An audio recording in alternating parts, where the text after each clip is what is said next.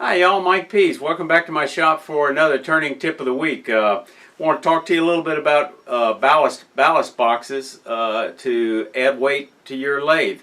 A number of people want to add weight, and if you got a lightweight lathe, sometimes that's a good idea.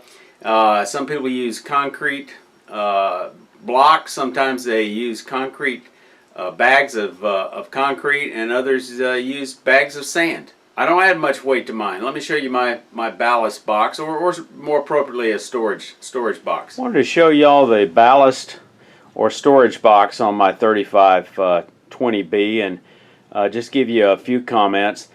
You know, when I got my lathe, I was doing a little research, and a lot of people add extra weight. I talked to my friend Wes Jones, who turns big stuff on his Powermatic, and he doesn't have any extra weight. So I went for years and years and years without it. But then I found this beautiful design for a storage box that I got from Joe Reminsky up in Asheville, North Carolina. And it wasn't so much to add weight as it was to take advantage of place in my shop to store some larger tools. And let me kind of give you an example. So the base of this is I believe a 2 by 12.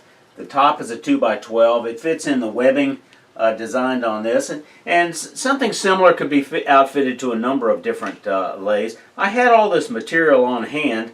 I made this very simple frame using Craig screws and some scrap plywood and some scrap cherry I had. Turned a knob. Happened to have this this magnetic latch. I had a couple of hinges, so it really didn't cost me anything to make this. But what I store in here, let me give you some examples of what I did store in here. You know, I've got an extra spiraling threading handle. I've got my 2 spiraling threading tools I haven't even bothered to unpack, coming back from Portland. I've got a couple of John Jordan hollowing tools in here that are long and awkward to store, and I don't use them all that often.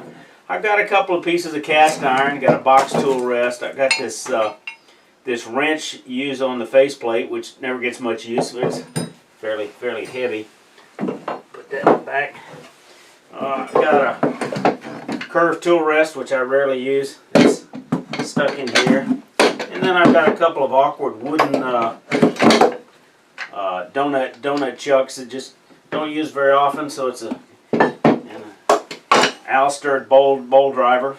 Things don't get a lot of use and kind of awkward to store, so they fit in here very easily. Now,